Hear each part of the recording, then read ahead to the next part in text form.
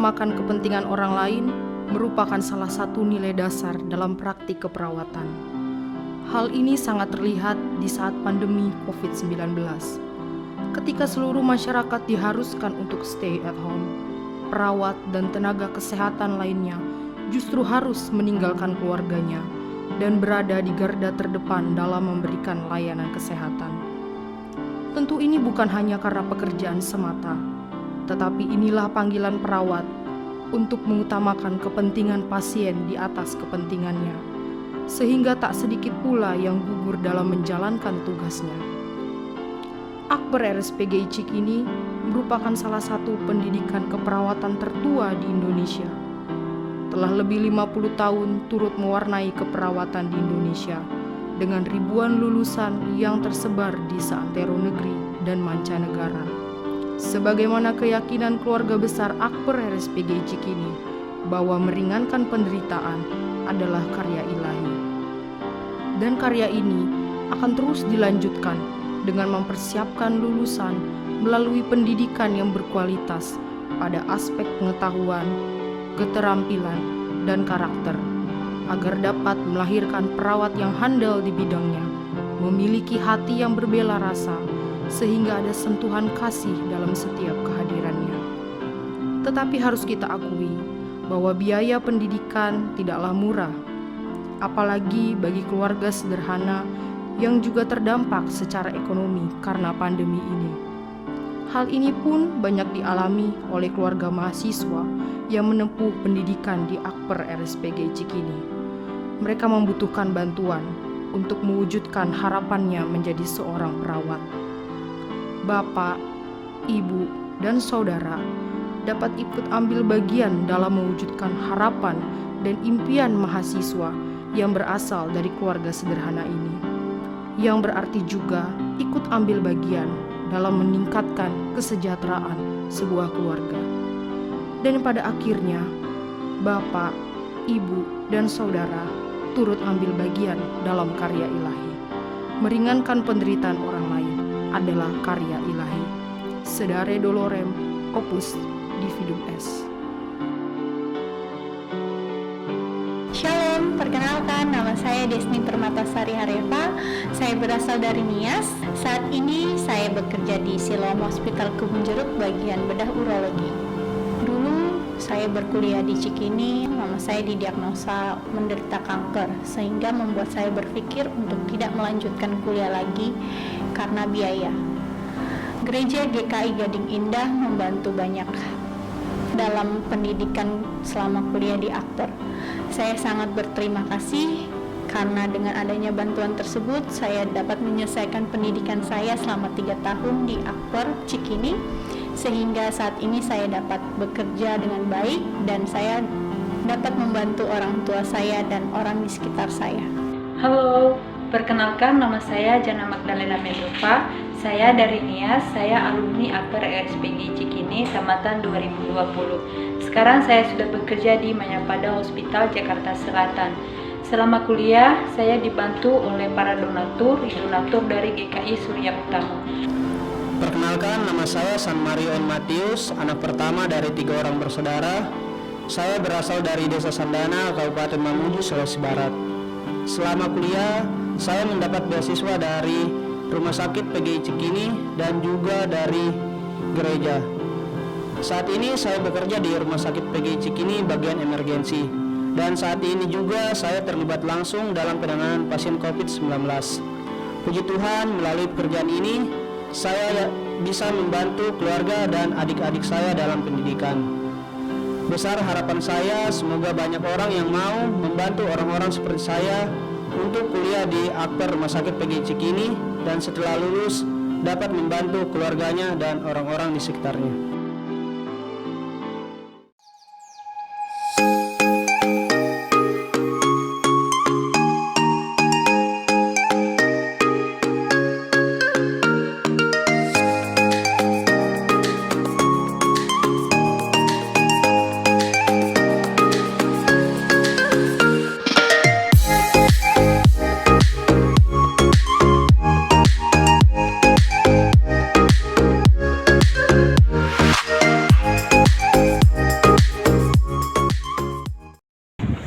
saya sebagai Ketua Kelompok Heanga GKI mengucapkan terima kasih banyak atas bantuan sebuah perahu, dan di mana pada hari ini kami sudah menerima dari saudara-saudara kami yang berjuang untuk kami mendapatkan perahu ini untuk menunjang kebutuhan kami sebagai nelayan tangkapan. Pada saat ini kami mengucapkan terima kasih banyak kepada GKI. Tuhan memberkati. Terima kasih GKI. Tuhan Yesus memberkati.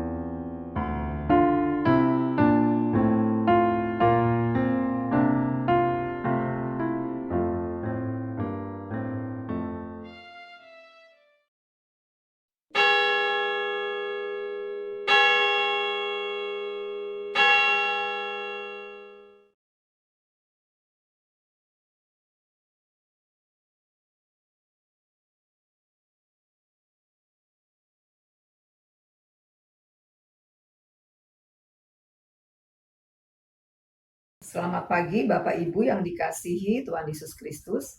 Selamat datang dan selamat beribadah di GKI Gading Indah.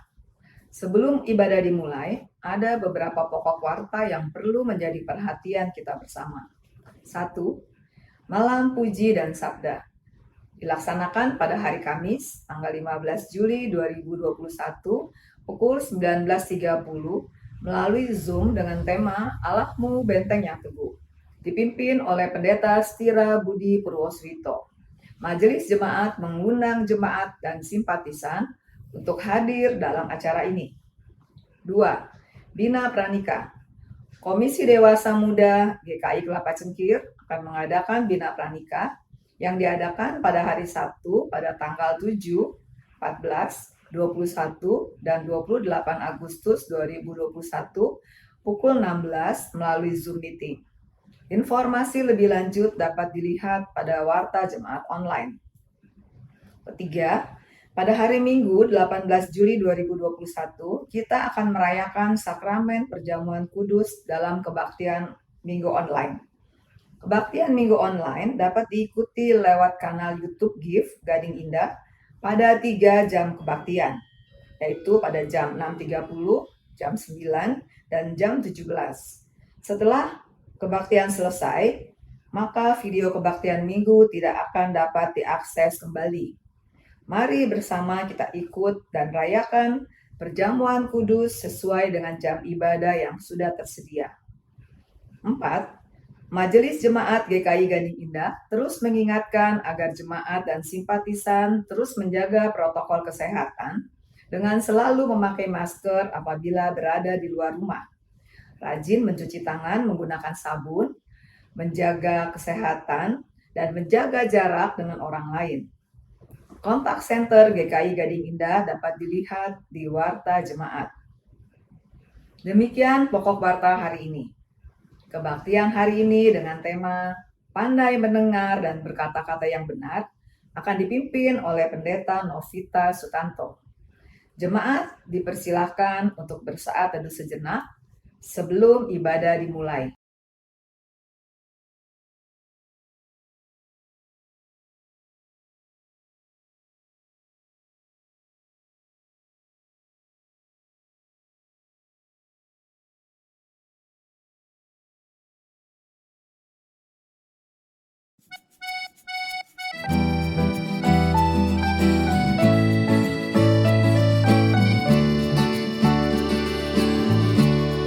Apalah arti ibadahmu kepada Tuhan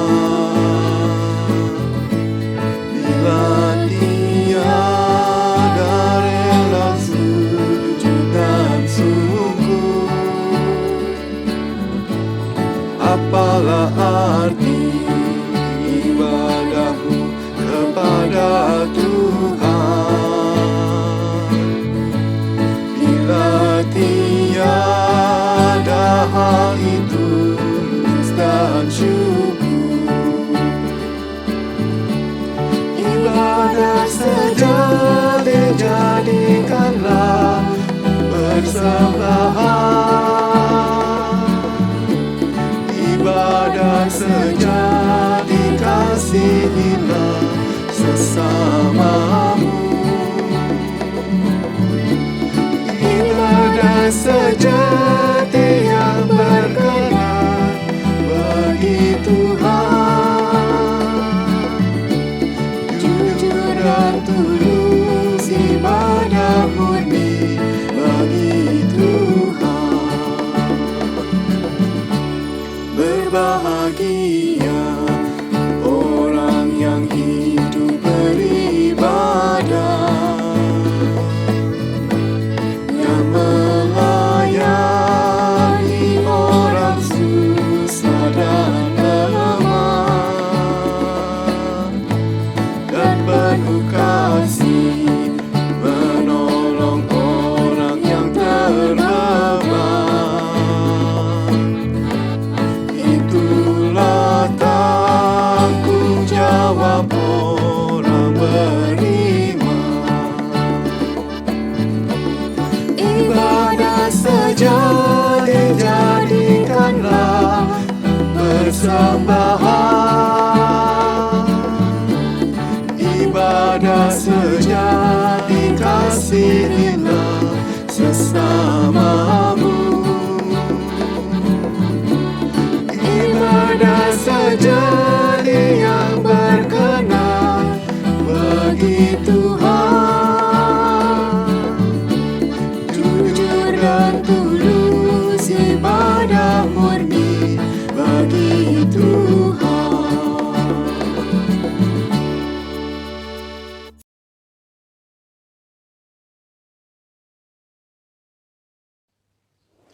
Pertolongan kita ialah dari Tuhan yang menjadikan langit dan bumi.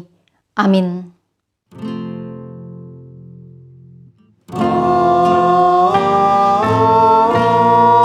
Amin, amin, amin. Salam sejahtera bagi saudara-saudari yang beribadah dalam nama Tuhan. Tuhan besertamu. Dan besertamu juga.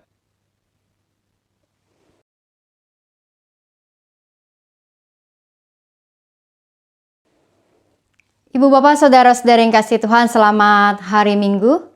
Dan di hari Minggu ini kita kembali beribadah. Dan hari ini tema kita adalah pandai mendengar dan berkata-kata yang benar. Di dalam keseharian kita tentu banyak hal yang kita dengarkan dan juga yang kita katakan. Namun tentu saja tidak semua hal yang kita dengar maupun yang kita katakan itu adalah hal-hal yang benar. Baik itu apakah bersumber dari hal yang benar, dengan motivasi yang benar, serta berisi sebuah kebenaran. Nah, di dalam ibadah ini kita akan bersama merenungkan firman Tuhan dan juga kembali melihat keberadaan diri kita di hadapan firman Tuhan tentang apa yang kita dengar dan apa yang kita katakan. Apakah itu memang menjadi sebuah hal-hal yang benar, yang berkenan di hadapan Tuhan. Dan tentu saja dimotivasi oleh kasih kita kepada sesama dan kasih Tuhan kepada kita. Mari kini kita menyanyikan lagu pujian kita, sekalipun diriku dapat berkata-kata.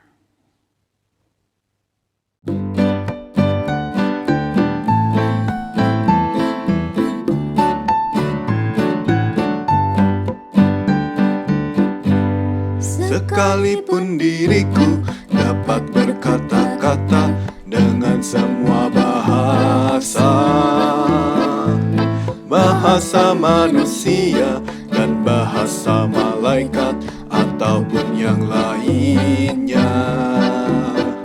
Tapi jika aku tak mempunyai kasih, aku serupa gong yang menggema dan carang yang gemericik. Sekalipun diriku memiliki karunia bernubuat, sekalipun diriku punya iman sempurna untuk pindahkan gunung, tapi jika aku tak mempunyai kasih, tiada berguna lagi diriku, tiada berguna diriku.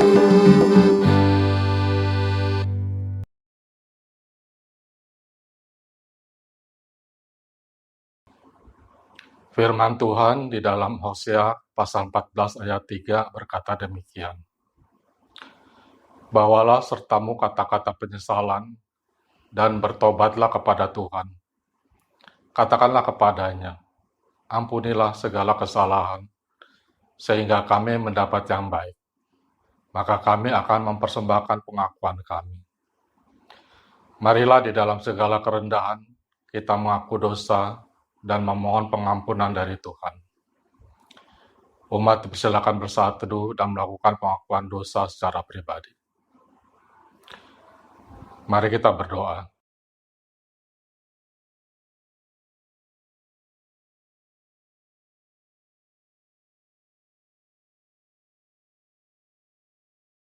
Allah Bapa kami di surga,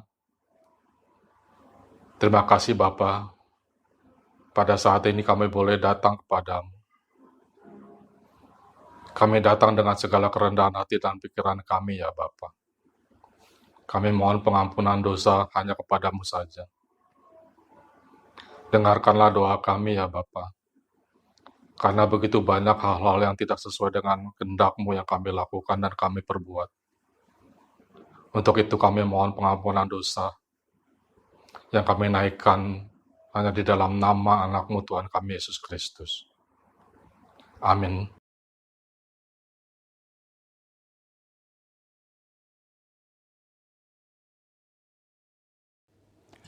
Dalam nama Bapa, Anak, dan Roh Kudus, sebagai hamba Yesus Kristus, saya memberitakan pengampunan dosa bagi setiap orang yang menyesali, mengakui, dan bertobat dari dosanya. Firman Tuhan dari dalam Efesus 4 ayat 29 mengatakan, "Janganlah ada perkataan kotor keluar dari mulutmu, tetapi pakailah perkataan yang baik untuk membangun di mana perlu, supaya mereka yang mendengarnya beroleh kasih karunia." Demikianlah berita anugerah dari Tuhan. Syukur kepada Allah. Mari kita memberikan salam damai kepada mereka yang beribadah bersama kita. Kita mengatakan damai Kristus besertamu. Damai Kristus besertamu.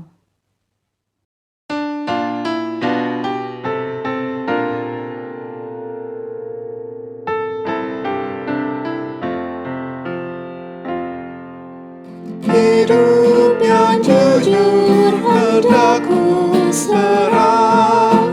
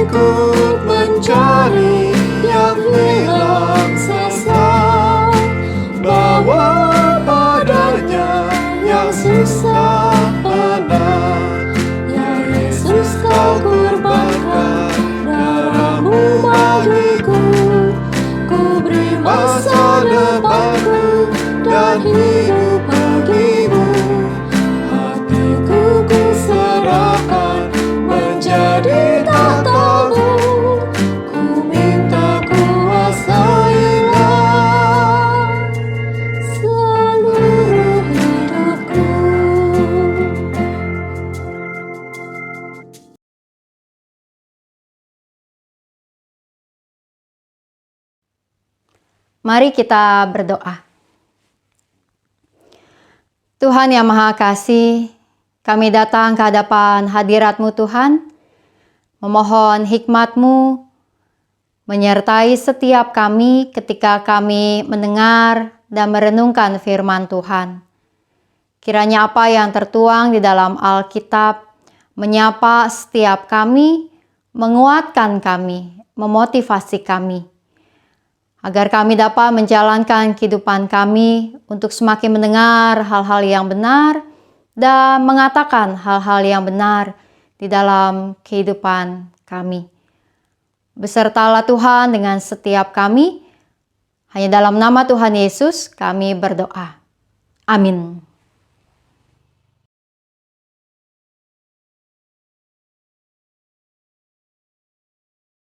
Bacaan pertama. Bacaan diambil dari kitab Amos pasal 7 ayat 7 sampai dengan 15. Amos pasal 7 ayat 7 sampai dengan 15. Inilah yang diperlihatkannya kepadaku. Tampak Tuhan berdiri dekat sebuah tembok yang tegak lurus, dan di tangannya ada tali sipat. Lalu berfirmanlah Tuhan kepadaku, "Apakah yang kau lihat, Amos?" Jawabku, "Tali sipat." Berfirmanlah Tuhan, "Sesungguhnya aku akan menaruh tali sipat di tengah-tengah umatku Israel. Aku tidak akan memaafkannya lagi. Bukit-bukit pengorbanan daripada Ishak akan dilicin tandaskan, dan tempat-tempat kudus Israel akan diruntuhkan. Dan aku akan bangkit melawan keluarga Yerobeam dengan pedang." Lalu Amasya, imam di Betel, menyuruh orang menghadap Yerobeam, raja Israel, dengan pesan, "Amos telah mengadakan persepakatan melawan tuanku di tengah-tengah kaum Israel. Negeri ini tidak dapat lagi menahan segala perkataannya. Sebab beginilah dikatakan Amos, Yerobeam akan mati terbunuh oleh pedang, dan Israel pasti pergi dari tanahnya sebagai orang buangan." Lalu berkatalah Amasya kepada Amos, "Pergilah, nyala ke tanah Yehuda.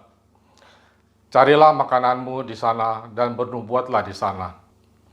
Tetapi jangan lagi bernubuat di Betel, sebab inilah tempat kudus raja.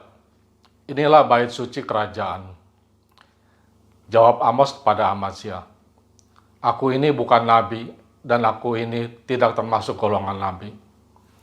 Melainkan aku ini seorang peternak dan pemungut buah ara hutan.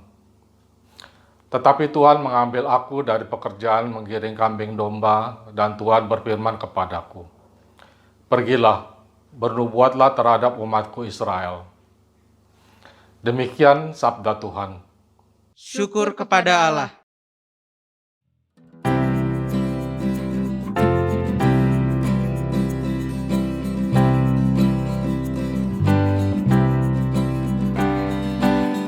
Telah berkenan pada tanahmu Tuhan, Kau pulihkan keadaan Yakub. Kau telah ampuni kesalahan umatmu, tutupi semua dosa mereka. Kau telah berkenan pada tanahmu Tuhan, Kau pulihkan keadaan Yakub. Kau telah ampuni kesalahan umatmu, tutupi semua dosa mereka. Kasih dan kesetiaan akan bertemu, damai dan keadilan bercium-ciuman. Dari bumi akan tumbuh kesetiaan, dan keadilan menjenguk dari langit. Kau telah berkenan pada tanahmu Tuhan, Kau pulihkan keadaan Yakub. Kau telah ampuni kesalahan umatmu, tutupi semua dosa mereka. Maka Tuhan akan memberi kebaikan, dan negeri kita akan memberikan hasilnya. keadilan kan berjalan di hadapannya, dan jejak kakinya akan jadi jalan. Kau telah berkenan pada tanahmu Tuhan, Kau pulihkan keadaan Yakub. Kau telah ampuni kesalahan umat-Mu, tutupi semua dosa mereka. Bacaan kedua. Bacaan diambil dari Efesus 1 ayat 3 sampai 14. Efesus 1 ayat 3 sampai 14. Kekayaan orang-orang yang terpilih. Terpujilah Allah dan Bapa Tuhan kita Yesus Kristus, yang dalam Kristus telah mengaruniakan kepada kita segala berkat rohani di dalam surga. Sebab di dalam Dia, Allah telah memilih kita sebelum dunia dijadikan, supaya kita kudus dan tak bercacat di hadapannya. Dalam kasih, Ia telah menentukan kita dari semula oleh Yesus Kristus untuk menjadi anak-anak-Nya, sesuai dengan kerelaan kehendak-Nya. Supaya terpujilah kasih karunia-Nya yang mulia, yang dikaruniakannya kepada kita di dalam Dia yang dikasihinya. Sebab di dalam Dia dan oleh darah-Nya kita beroleh penebusan, yaitu pengampunan dosa, menurut kekayaan kasih karunia-Nya, yang dilimpahkannya kepada kita dalam segala hikmat dan pengertian.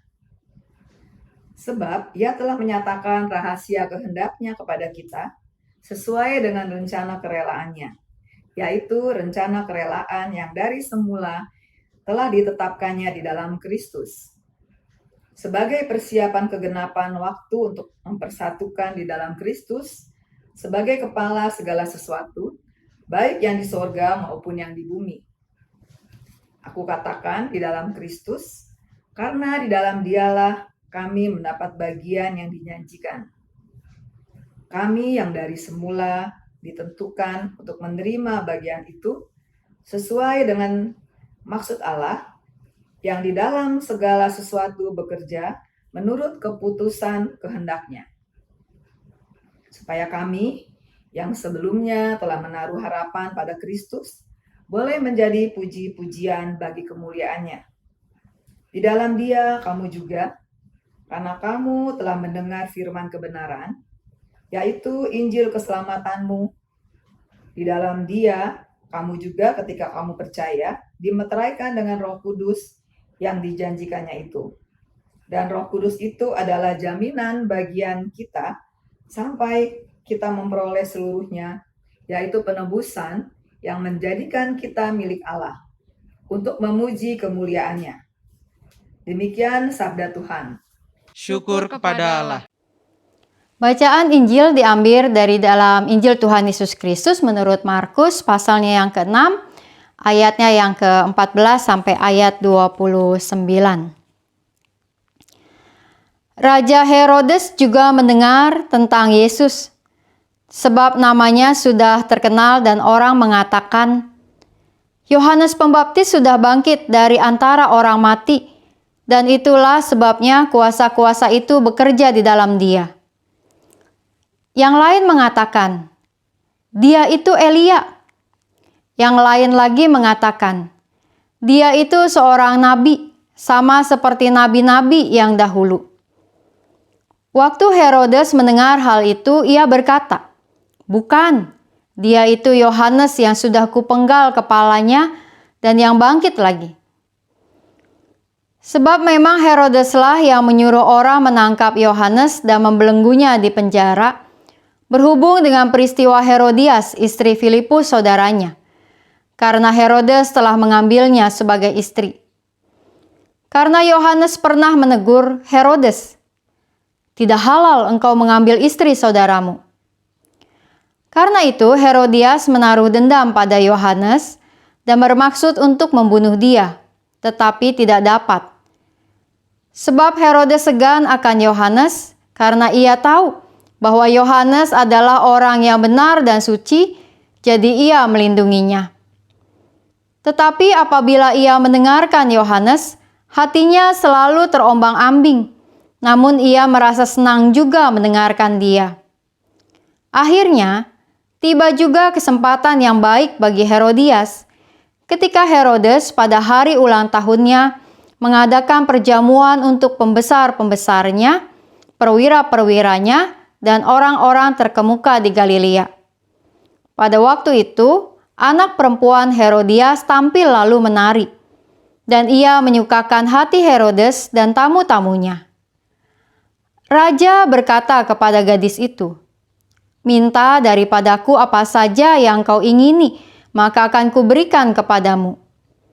Lalu bersumpah kepadanya, "Apa saja yang kau minta akan kuberikan kepadamu, sekalipun setengah dari kerajaanku." Anak itu pergi dan menanyakan ibunya, "Apa yang harus kuminta?"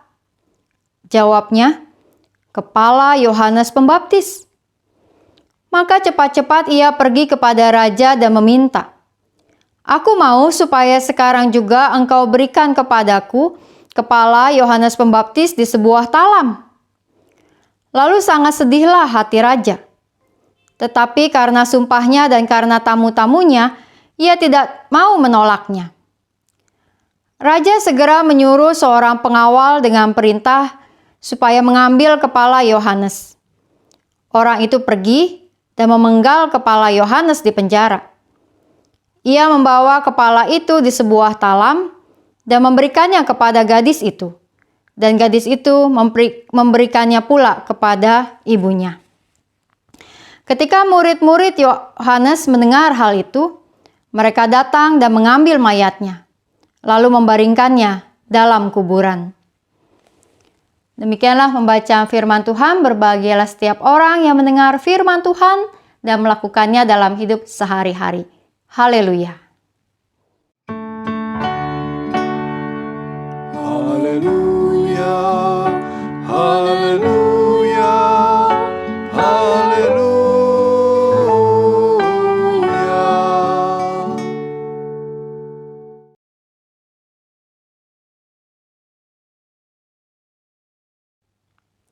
Ibu bapak saudara-saudara yang kasih Tuhan, di dalam perkembangan teknologi digital pada masa ini, maka ada beberapa fenomena manusia yang tentu muncul tentang teknologi. Lalu kemudian ada fenomena-fenomena yang menjadi kurang baik begitu ya. Ada beberapa diantaranya, misalkan fenomena FOMO, yaitu FOMO, Fear of Missing Out. Yaitu ini adalah sebuah sejenis fobia bagi para pecandu media sosial, yaitu ketakutan yang berlebihan bahwa dirinya ketinggalan berita atau ketinggalan update sesuatu hanya karena tidak membuka media sosial. Orang-orang yang memiliki fobia ini maka kecenderungannya akan selalu mencari berita terbaru di media sosial. Kalau HP-nya berbunyi begitu ya, cepat-cepat untuk dilihat apa isinya, apa beritanya, takut ketinggalan berita, takut merasa rugi karena dirinya tidak memperoleh berita terbaru atau bahkan tidak bisa berkomentar, tidak bisa menyebarkan bahkan berita terbaru itu. Nah, FOMO ini tentu menjadi sebuah fenomena yang negatif karena membuat orang kemudian jadi begitu terikat kepada media sosialnya, padahal kan tidak semua hal yang ada di media sosial, hal-hal yang terbaru sekalipun adalah hal-hal yang perlu untuk kita simak atau kita perhatikan. Dan bahkan ada banyak hal prioritas hidup kita yang lain tentu selain hanya memperhatikan media sosial. Kita tidak bisa menghabiskan waktu kita hanya di depan media sosial kita, apakah WhatsApp, Instagram, YouTube, dan sebagainya. Lalu fenomena yang berikut adalah fubbing. Fubbing ini adalah situasi tentang konsentrasi atau fokus yang kita miliki kepada gadget kita, sehingga ketika ada seseorang yang menyapa kita, berbicara kepada kita, kita tahu bahwa dia berbicara kepada kita, tetapi kita tidak mendengarnya berbicara. Kita tidak mendengarkan apa yang ia sampaikan. Dan kemudian reaksi atau komentar kita biasanya, ya, Ya, seperti itu. Seakan-akan kita mengerti dan memahami, tetapi apa yang disampaikannya tidak masuk di dalam pikiran kita. Contoh, misalnya kita sedang sibuk dengan WhatsApp kita, lagi baca grup, terus kemudian pasangan kita mengatakan, nanti kalau ke swalayan nitip beli ini ya. Disebutlah barangnya begitu ya. Kita, Lalu setelah itu kemudian ketika kita ke swalayan, kita baru menyadari, tadi nitip apa ya? Gini. Kita tiba-tiba sudah langsung lupa begitu saja karena ketika pasangan kita menyampaikan nitip beli, kita hanya fokus kepada gadget kita. Nah, ibu bapak saudara-saudari hati-hati ya, karena hal-hal itu bisa membuat pertengkaran tentu saja, bahwa orang tua misalnya merasa sudah menyampaikan sesuatu kepada anak, tapi anak sedang sibuk di depan laptop, entah belajar, entah main game atau apa, sedang sibuk, lalu kita ngomong gitu A, B, C, A, B, C, A, B, C, anak kita denger ya, mami udah bilang ya, daddy udah bilang ya, dan kita menganggap bahwa anak kita sudah mengerti. Taunya dia hanya merespon supaya kita diem, bukan karena dia mengerti. Bisa ribut deh. Nah, ibu bapak saudara-saudari, itu tentu fenomena yang juga kurang baik. Lalu ada fenomena berikut, yaitu fenomena post-truth. Post-truth ini adalah fenomena tentang bercampurnya antara realitas dengan pemikiran seseorang mengenai sebuah situasi gitu ya. Di mana yang yakini gitu ya, atau juga pemikiran, perasaan pribadinya itu lebih berpengaruh di dalam ia memahami sesuatu, sehingga kemudian ketika ia mendapatkan sebuah sumber berita atau informasi yang lebih tepat, yang lebih benar, sudah tidak bisa lagi menerima hal itu karena sudah punya pemahaman tersendiri. Misal, ada yang mengatakan katanya obat COVID itu A, gitu ya. Lalu kita mengatakan kepada orang-orang, oh ya kalau misalnya COVID pakai aja nih A. Kita ngomong gitu ya ke orang-orang lain, kita sendiri pakai si A. Lalu kemudian adalah ceritanya informasi atau berita terbaru, atau bahkan kemudian informasi dari Dinkes tentang obat tersebut ternyata bukan obat yang baik buat COVID. Orang-orang kemudian berhenti menggunakannya, tapi karena kita sudah terlanjur percaya, kita tetap pakai. Padahal informasi medisnya ternyata berbeda dengan apa yang kita yakini. Nah, hal-hal itu bisa menjadi hal yang baik, tetapi juga banyak bisa menjadi hal yang buruk. Karena apa? Karena kita kemudian menjadi orang-orang yang tidak terbuka pada hal-hal baru yang lebih benar, yang lebih tepat, yang lebih baik, karena kita hanya berpegang pada perasaan atau pemikiran diri kita sendiri. Nah, ibu bapak saudara-saudari, di dalam Alkitab kita mendapatkan kisah atau cerita-cerita tentang orang-orang yang post-truth, yang berpegang kepada kebenaran dari apa yang sudah ia rasakan atau pikirkan sendiri gitu ya. Kita lihat misalnya dari dalam Amos ya. Ketika Amos mendapatkan penglihatan dari Tuhan agar dia menyampaikan teguran kepada Raja Yerobeam pada waktu itu. Dan kemudian imam yang ada pada waktu itu, Amazia, menyampaikan kepada Yerobeam. Ujung-ujungnya Amazia kemudian menegur Amos dan bahkan mengusir Amos. Yang Amos kemudian katakan, siapa saya? Sebenarnya saya ini seorang peternak dari Tekoa, tapi Tuhan yang memanggil dia untuk menyampaikan sebuah penglihatan kepada Yerobeam.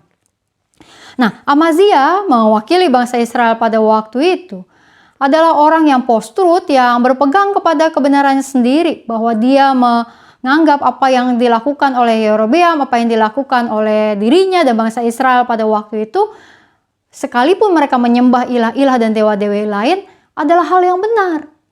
Karena mereka menganggap bahwa itu adalah hal-hal yang sudah semestinya, hal-hal yang mereka ketahui dari orang-orang leluhur yang sebelumnya, dan kemudian mereka ketika ditegur oleh Tuhan, mereka tidak bisa menerima teguran atau penglihatan yang disampaikan oleh Amos kepada mereka.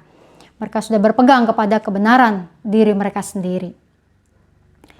Nah, Ibu Bapak Saudara-saudari, lalu kita juga melihat dari dalam pembacaan Markus tadi.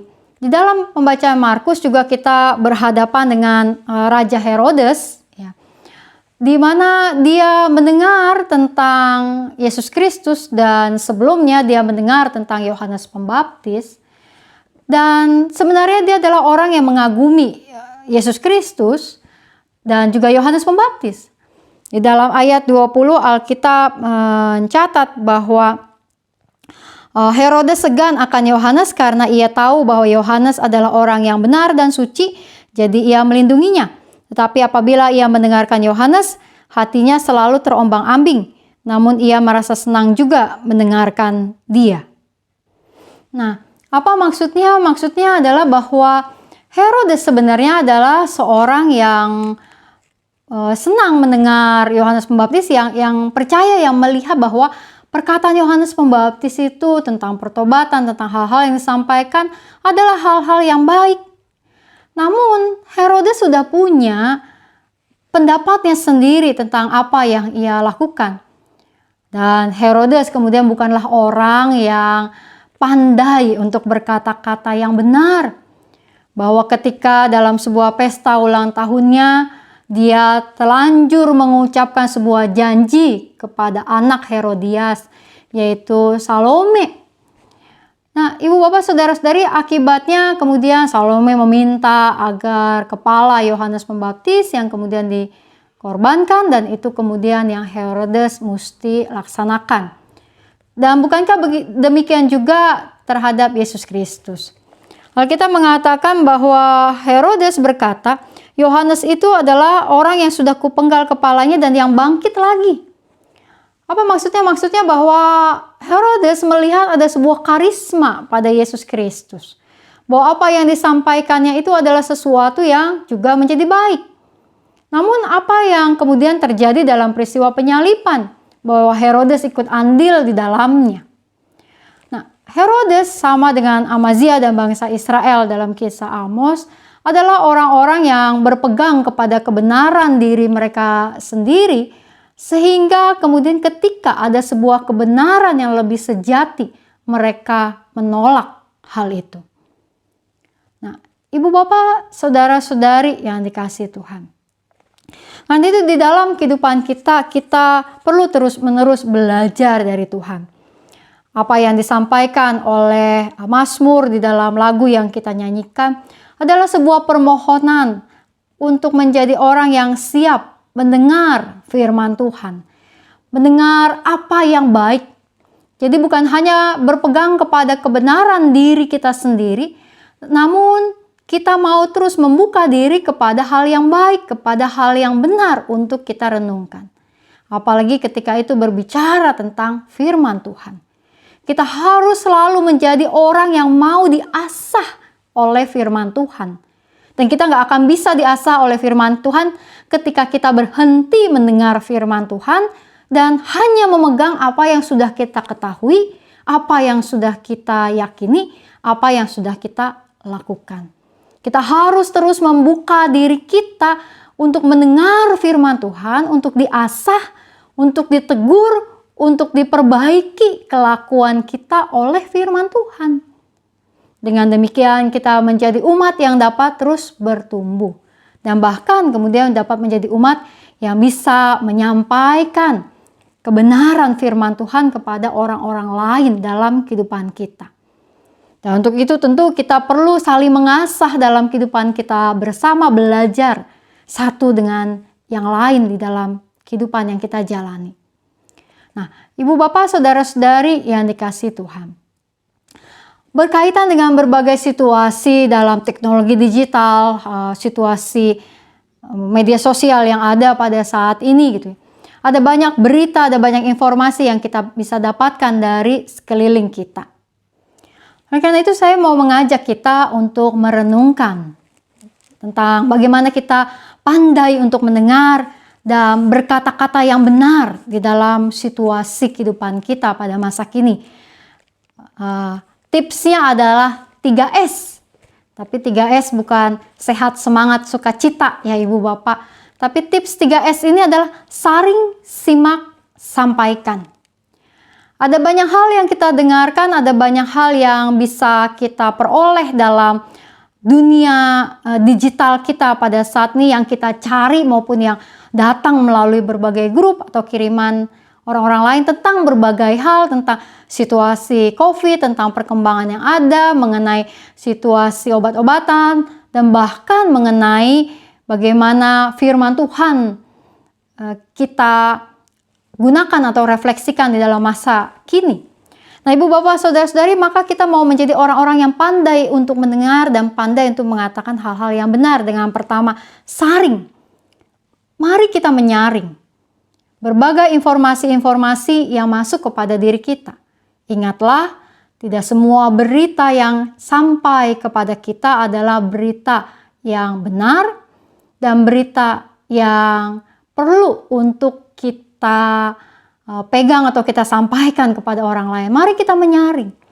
Ketika hal-hal itu dari sumber yang benar, dari sumber yang bisa dipercayai, dari sumber yang memang sudah punya track record yang baik, maka tentu hal itu setidaknya bisa kita lebih yakini daripada bersumber dari hal-hal atau juga berita-berita yang tidak jelas, yang katanya atau yang dapat dari grup sebelah gitu ya. Nah, kita perlu menyaring Ibu Bapak Saudara-saudari, khususnya ketika hal-hal itu adalah berita-berita yang menakutkan kita. Berita-berita yang membuat kita lemah, berita-berita yang mau menjatuhkan mental kita pada masa kini. Mari kita cerdas untuk menyaring hal-hal yang masuk ke dalam diri kita. Ingatlah bahwa tidak semua hal di dalam dunia ini perlu untuk kita konsumsi. Kita perlu menyaring hal-hal yang baik untuk masuk ke dalam diri kita. Lalu S yang kedua adalah simak. Ya. Bahwa apa yang kita dengar, apa yang disampaikan oleh orang lain kepada kita, mari kita simak. Ya, kita dengarkan ya, dengan baik. Gitu. Maksudnya bahwa bukan hanya mendengar lalu langsung iya, kita iyakan, tapi menyimak atau juga berhati-hati terhadap itu, kita bisa mempertanyakannya, mengkritisinya, mengevaluasinya, meng-cross-check hal itu sehingga kita bukan hanya menerima mentah-mentah sesuatu yang masuk ke dalam diri kita, kita menyimaknya, memperhatikannya, memprosesnya di dalam diri kita, apakah memang hal itu adalah hal yang patut untuk kita lakukan, atau apakah hal itu adalah hal yang patut untuk kita bagikan kepada orang-orang lain, sehingga kita tidak termakan oleh hoaks. Kalau kemudian setelah kita saring, lalu kita tidak pelajari dengan baik-baik, kita masih bisa kena hoaks. Lalu S yang ketiga adalah sampaikan. Kita mau menyampaikan hal-hal yang benar kepada orang-orang lain. Hal-hal yang kita sendiri ragukan. Hal-hal yang kita sendiri tidak kita yakini kebenarannya. Maka janganlah disebarkan kepada grup-grup yang secara umum. Karena di dalam grup-grup yang secara umum ada begitu banyak jenis orang yang membacanya dengan penangkapan yang berbeda-beda. Ketika berita itu sendiri kita tidak percayai atau kita ragukan, kemudian kita sebar ke grup, bisa jadi ada orang di dalam grup itu yang kemudian menerima mentah-mentah, meyakininya, dan kemudian termakan oleh berita yang salah, atau bahkan kemudian terus-menerus membuat berita itu tersebar dan meresahkan orang lain. Jika kita ingin men-sharingkan atau mendiskusikan sesuatu yang kita ragukan, baiklah kita diskusikan dulu dengan orang-orang yang kita pikir mengerti tentang berita itu sebelum kita menyampaikan kepada orang lain. Dan Ibu Bapak Saudara-saudari yang dikasihi Tuhan, mari pada masa kini kita menyampaikan kebenaran-kebenaran tentang semua berita yang ada, yang terjadi dalam kehidupan kita kepada sesama kita untuk menjadi kekuatan, motivasi, dan penyemangat. Ketika kita hendak menyampaikan sesuatu kepada orang lain, mari kita bertanya kepada diri kita sendiri, apakah yang akan kita sampaikan ini akan bermanfaat baik buat orang lain akan diterima baik oleh orang lain dan akan menjadi sebuah hal yang baik untuk memang diketahui atau disebarkan oleh orang lain. Nah, Ibu Bapak Saudara-saudari, karenanya dalam situasi pandemi pada masa kini menjadi hal yang penting untuk kita sama-sama renungkan bagaimana kita justru menyampaikan, menyebarkan, mengatakan hal-hal yang penuh dengan optimisme, hal-hal yang penuh dengan harapan, hal-hal yang penuh dengan semangat kepada orang-orang lain.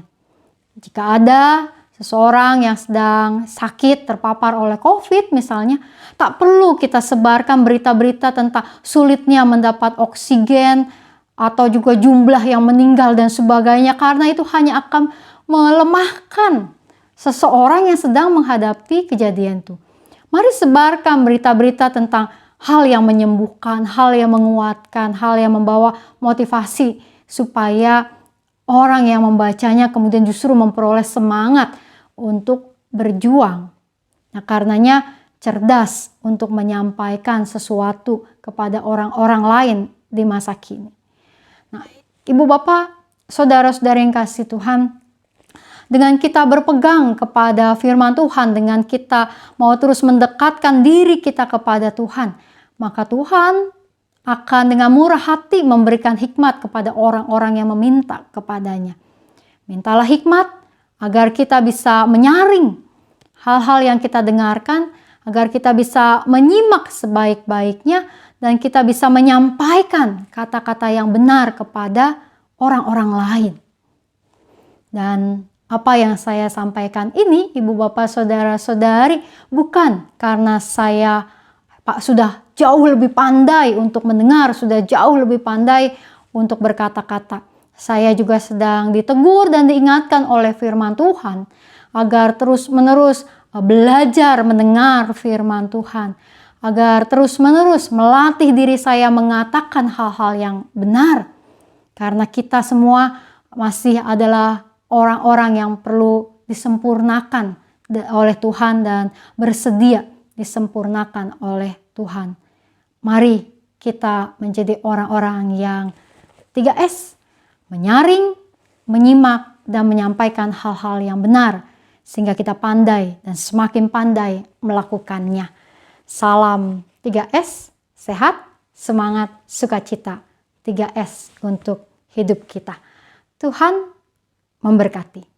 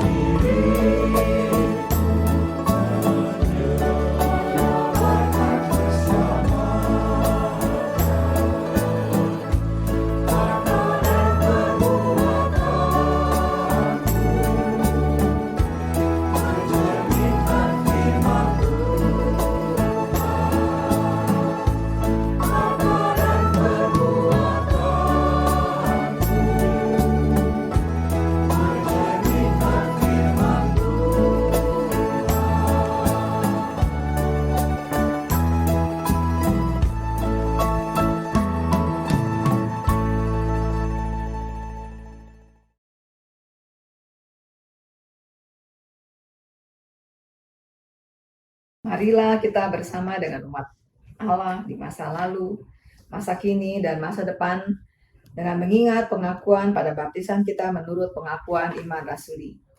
Aku percaya kepada Allah, Bapa yang Maha Kuasa, Halik langit dan bumi, dan kepada Yesus Kristus, Anaknya yang tunggal Tuhan kita, yang dikandung dari Roh Kudus, lahir dari anak darah Maria, yang menderita sengsara di bawah pemerintahan Pontius Pilatus, disalibkan, mati dan dikuburkan, turun ke dalam kerajaan maut. Pada hari yang ketiga, bangkit pula dari antara orang mati, naik ke surga, duduk di sebelah kanan Allah, Bapa yang Maha Kuasa. Dan dari sana ia akan datang untuk menghakimi orang yang hidup dan yang mati. Aku percaya kepada Roh Kudus, gereja yang kudus dan am, persekutuan orang kudus, pengampunan dosa, kebangkitan orang mati, dan hidup yang kekal. Amin.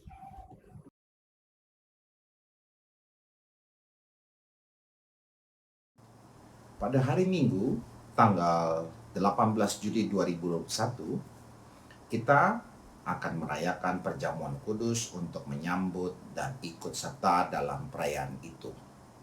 Marilah kita mempersiapkan diri secara bersama-sama. Pada perjamuan malam terakhir, Kristus menghendaki kita merayakan perjamuan kudus untuk mengenangnya. Mengenang Kristus berarti mengalami kehadirannya, seperti murid-muridnya dahulu mengalami kehadirannya bersama mereka. Mengenang Kristus juga berarti menyadari secara pribadi seluruh kehidupan Kristus yang diberikannya bagi keselamatan dunia.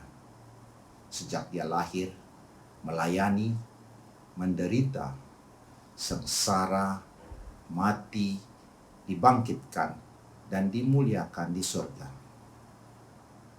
Marilah kita merenungkannya.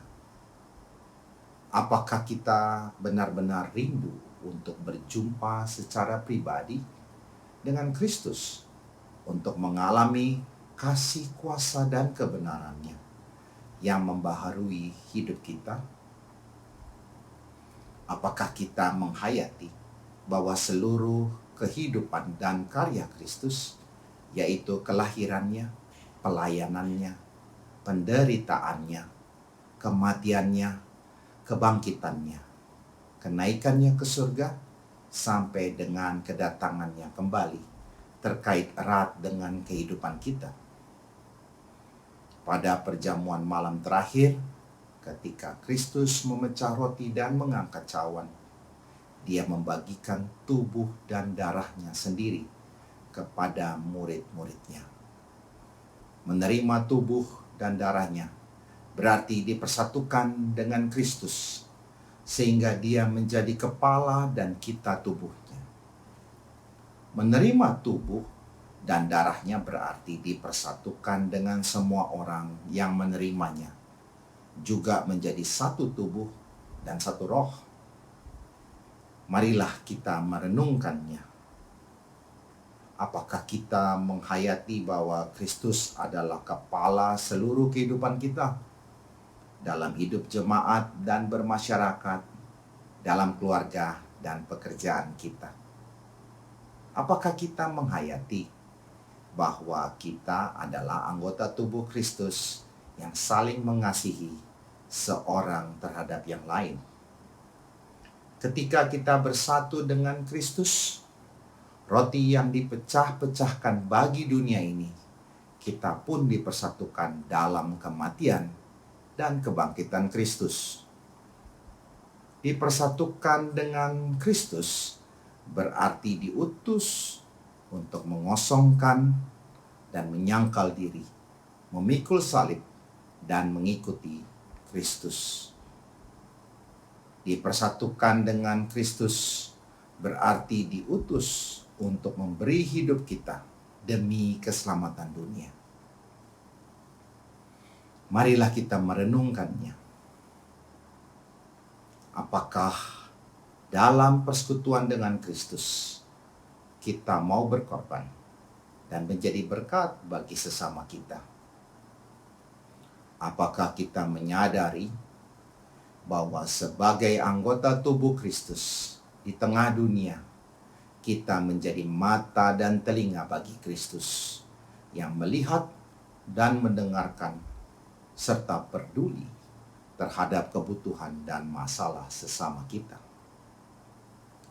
Sudahkah kita menjadi mulut bagi Kristus yang menyuarakan kebenaran dan keadilan dalam lingkungan kita? Sudahkah kita menjadi tangan bagi Kristus yang berkarya memperjuangkan damai sejahtera di muka bumi? Kiranya Roh Kudus menolong kita semua dalam mempersiapkan diri untuk merayakan perjamuan kudus pada tanggal 18 Juli 2021 mendatang.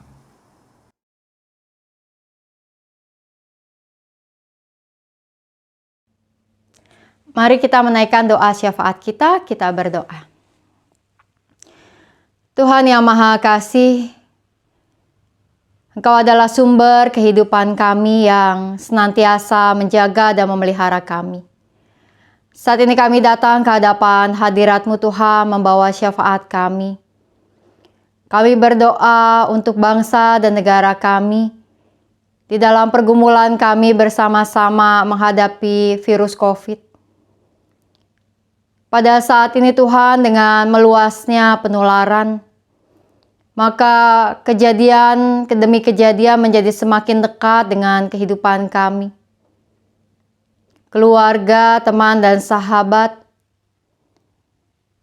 menjadi terpapar dan bahkan sebagian meninggal dunia. Kami memohon kekuatan dan penghiburan dari-Mu Tuhan untuk setiap saudara-saudari kami, baik anggota gereja maupun juga teman, sahabat, dan keluarga kami dimanapun berada, yang mengalami duka cita pada masa ini. Kiranya Engkau yang terus memberikan ketabahan dan kerelaan bagi keluarga, dengan berbagai situasi yang terbatas untuk mengurus berbagai hal, maka biarlah kiranya keluarga dalam hikmat dan penyertaan Tuhan. Kami berdoa untuk saudara-saudari kami yang sedang menanti kesembuhan baik di rumah sakit maupun tempat-tempat isolasi. Tuhan, marilah kiranya Engkau terus berkenan menjamah dan memulihkan. Biarlah kiranya makanan, obat-obatan, vitamin, waktu istirahat semua menjadi sarana untuk membawa pemulihan yang terbaik. Kami berdoa juga Tuhan bagi keluarga-keluarga yang merawat mereka atau mendoakan mereka dari jauh. Kiranya tangan kasih-Mu tetap nyata. Kami berdoa ya Tuhan untuk saudara-saudari kami yang juga sedang bergumul dengan sakit penyakit mereka. Sekalipun bukan karena COVID, tetapi dampaknya menjadi begitu terasa di dalam masa ini. Engkau yang menjamah, Engkau memulihkan, dan biarlah setiap mereka mendapatkan perawatan terbaik di dalam situasi yang ada.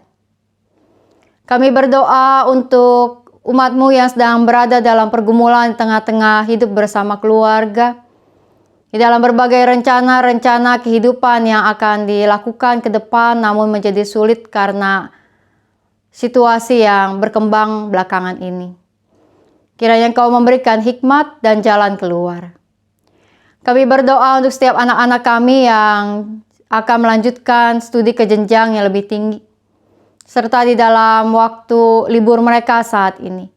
Kiranya setiap mereka berada di dalam penyertaan Tuhan, dan setiap mereka juga terus merasakan kekuatan Tuhan, semangat untuk menjalankan studi mereka. Kami berdoa Tuhan untuk pemerintah kami pusat dan daerah, biarlah mereka dapat terus bekerja sama dengan baik. Dan biarlah kiranya semua proses PPKM darurat ini dapat menghasilkan sebuah upaya yang menjadi nyata untuk mengurangi atau bahkan menghentikan penularan virus yang ada. Biarlah setiap petugas dan aparat yang bekerja dapat memiliki kesehatan yang baik. Tuhan berkatilah juga kiranya setiap tenaga kesehatan, setiap para pelaksana vaksinasi juga di klinik kami Geria Kasih Indah. Biarlah kiranya Engkau juga yang terus melindungi mereka. Serta lindungilah ya Tuhan kiranya juga setiap petugas ambulan, para petugas di pemakaman maupun juga di tempat-tempat kremasi. Agar melalui apa yang mereka lakukan maka satu kekuatan dapat dimiliki oleh keluarga-keluarga yang membutuhkan di dalam situasi saat ini. Kami berdoa ya Tuhan, biarlah kiranya kami juga berada dalam tangan pemeliharaan Engkau di dalam pekerjaan maupun juga usaha yang kami jalani. Dengan situasi yang begitu terbatas, maka biarlah kiranya kami tahu bahwa Engkau terus beserta kami, memberikan jalan keluar, memberikan hikmat untuk kami mempertimbangkan banyak hal dengan baik.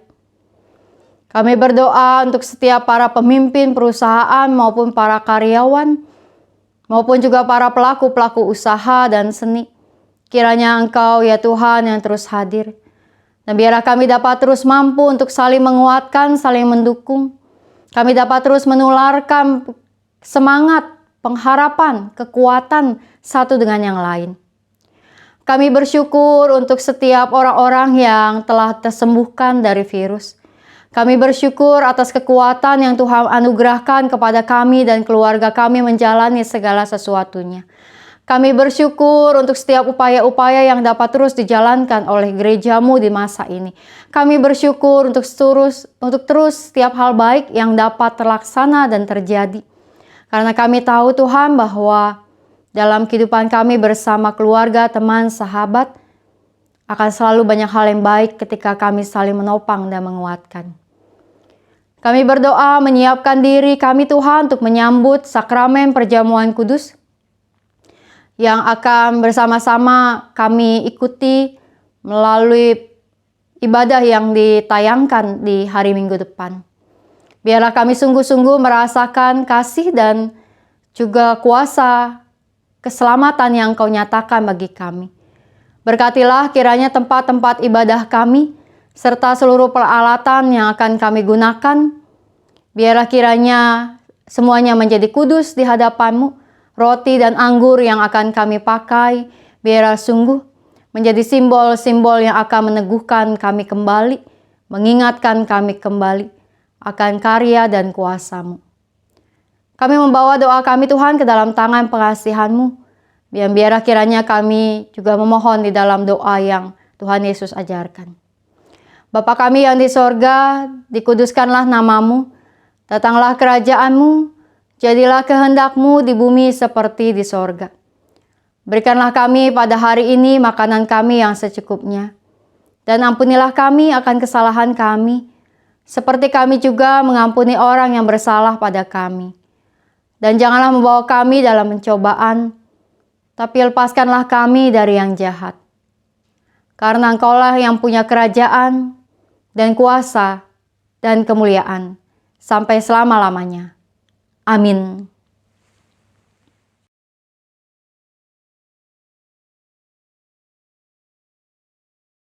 Marilah kita menyatakan syukur kepada Tuhan melalui persembahan syukur dengan mengingat firman Tuhan dalam Kolose 3 ayat 17 yang berbunyi demikian. Dan segala sesuatu yang kamu lakukan dengan perkataan atau perbuatan, lakukanlah semuanya itu dalam nama Tuhan Yesus, sambil mengucap syukur oleh Dia kepada Allah Bapa kita. Jemaat yang dikasihi Tuhan, ungkapan syukur ini dapat diberikan dengan 3 cara. Yang pertama, dalam bentuk uang tunai, dapat dimasukkan dalam amplop dan dipersembahkan saat kita nanti dapat beribadah bersama. Yang kedua, dapat diberikan dengan cara transfer ke rekening BCA 0948 488 488 atas nama GKI Jabar GKI Gading Indah. Yang ketiga, scan QRIS GKI Gading Indah.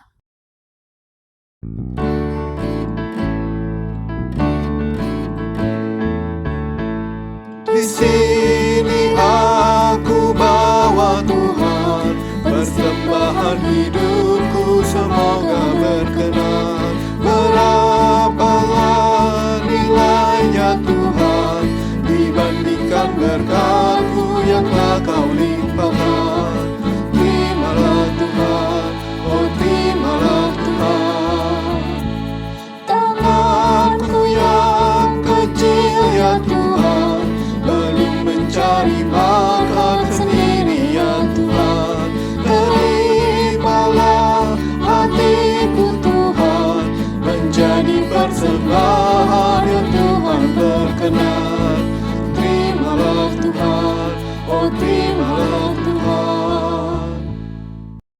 Mari kita berdoa. Tuhan Allah Bapa Surgawi, Bapa yang penuh kasih, kami kembali datang ke hadapan-Mu. Kami mengucap syukur Tuhan untuk pemeliharaan dan penyertaan Tuhan di dalam seluruh kehidupan kami. Terima kasih Tuhan untuk kasih setia Tuhan yang Tuhan berikan di dalam kehidupan kami. Terima kasih untuk semua berkat, semua suka dan duka yang boleh kami alami di dalam kehidupan kami. Saat ini kami membawa persembahan kami yang kami tahu semuanya berasal daripada-Mu juga. Bapa dalam surga, tapi ajarkan kami Tuhan untuk dapat memberi tubuh kami sebagai persembahan yang hidup dan yang berkenan di hadapan-Mu. Kami juga mau berdoa untuk majelis jemaat yang mengelola persembahan ini, biarlah Kau berikan hikmat agar dapat mengelola persembahan ini dengan bertanggung jawab. Dengarkanlah doa kami yang kami naikkan di dalam nama Tuhan Yesus, Juru Selamat dan Penebus kami yang hidup. Amin.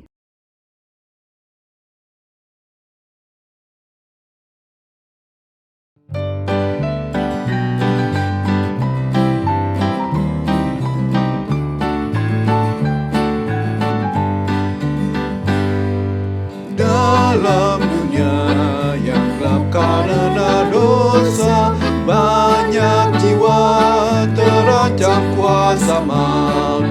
Siapa yang mau menyampaikan berita akan keselamatan dari anak Daud? Kuasa telah diberi padaku, kuasa telah diberi padaku. Masyurkanlah Injil ke seluruh dunia, selalu ku besertamu. Kau tak perlu binasa karena dosa, Allah telah memberikan anaknya. Orang benar tiadakan binasa, maka masyurkanlah terus Injilnya. Kuasa telah diberi padaku, kuasa telah diberi padaku. Masyurkanlah Injil ke seluruh dunia, selalu ku besertamu.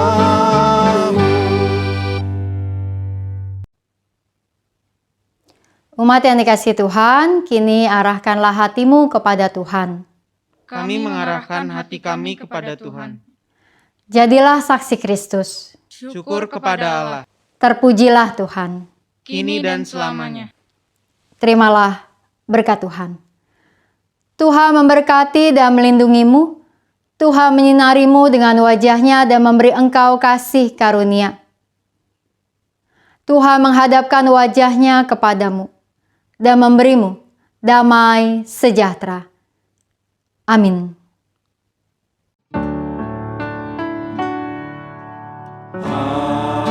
Haleluya, haleluya, haleluya, haleluya, haleluya. Amin, amin, amin.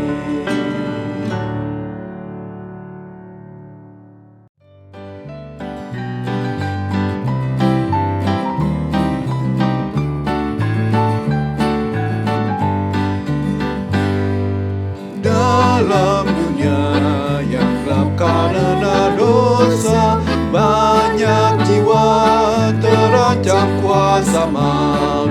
Siapa yang mau menyampaikan berita akan keselamatan dari anak Daud? Kuasa telah diberi padaku, kuasa telah diberi padaku. Masyurkanlah Injil ke seluruh dunia, selalu ku